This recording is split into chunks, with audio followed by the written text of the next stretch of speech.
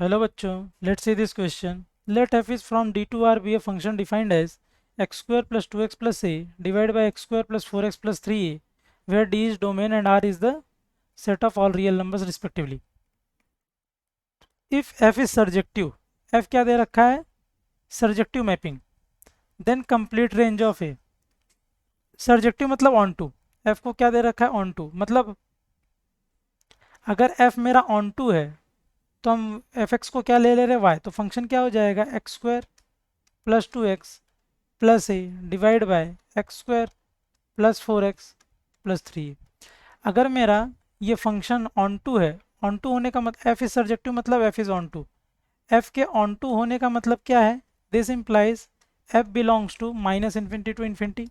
Correct, क्योंकि उसका जो मुझे कोडोमेन दे रखा है वो दे रखा है रियल नंबर. यहाँ पे देख सकते हैं कोडोमेन मेरा रियल नंबर है. इसका मतलब एफ एक्स मेरा माइनस इन्फिनिटी से इन्फिनिटी में जाएगा. एफ एक्स मतलब कौन? Y.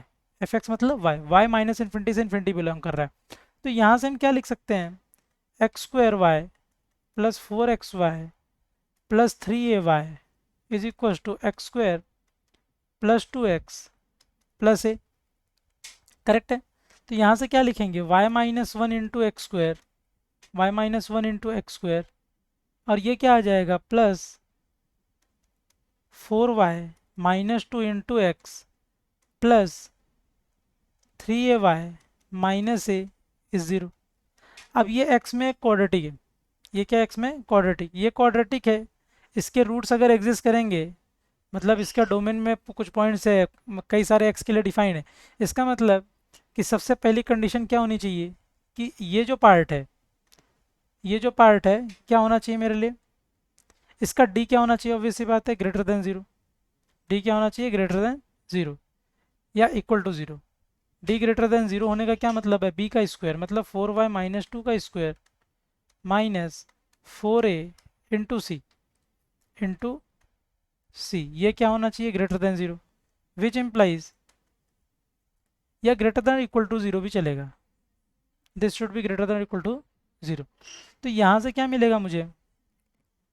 16y square plus 4 minus 16y minus 4 into 3ay square minus ay minus 3ay plus A. This should be greater than equal to zero. Correct है. This implies यहाँ से क्या मिल जाएगा मुझे? 16y स्क्वायर, और ये क्या मिल रहा है मुझे? माइनस 12. यहाँ से देख सकते हैं 4 पूरा का पूरा कैंसिल आउट हो रहा है, तो वो क्या बन रहा है? 4y square plus one minus 4y plus one minus 4y minus, क्योंकि 4 तो अब चला गया तो ये बच गया 3ay square minus 4ay, 3ay square minus 4ay, और लास्ट में क्या आ गया मेरे पास? प्लस ए. प्लस ए ये क्या होना चाहिए? Greater than equal to zero. This implies 4 minus 3ay फिर यहाँ पे क्या बच गया? Plus 4a minus 4 into y and plus 1 minus a. ये greater than equal to zero होना चाहिए. अगर ये y का क्वाड्रेटिक ग्रेटर देन और इक्वल टू जीरो है, इसका मतलब इसका डिस्क्रिमिनेंट क्या होना चाहिए? लेस देन और इक्वल टू जीरो. अगर इसका discriminant less than equal to zero करेंगे तो वो क्या देगा? 4a माइनस 4 का whole square minus 4 into 4 minus 3a into 1 minus a should be less than और इक्वल टू जीरो. तो यहाँ से देख सकते हैं ये क्या मिल गया मुझे? 4 इंटू ए माइनस वन का square minus 4 minus 3a into 1 minus a. ये क्या होगा? लेस देन और इक्वल टू जीरो. तो this will imply 4 into a square plus 4 and minus 8a minus minus 4.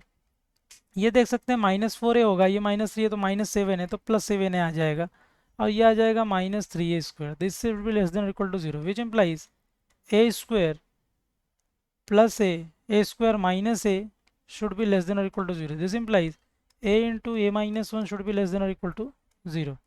तो ये इसका मतलब क्या हो गया? This will imply a belongs to a is greater than equal to zero and less than और equal to one. Basically इसका मतलब हो गया a greater than equal to zero, less than और equal to one. So correct option is our a. I hope you understood it well. Best of luck.